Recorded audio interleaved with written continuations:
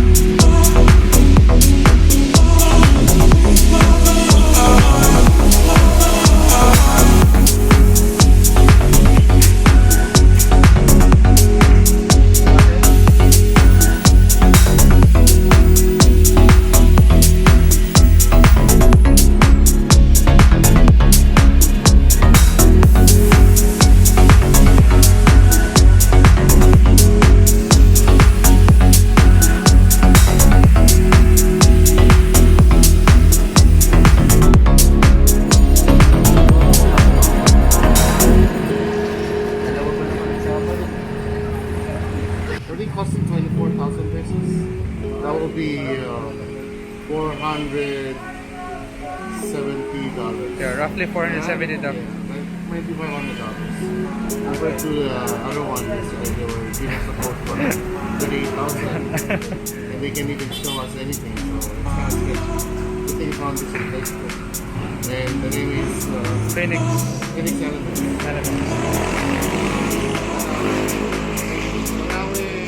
Corner. So you can find them in Facebook.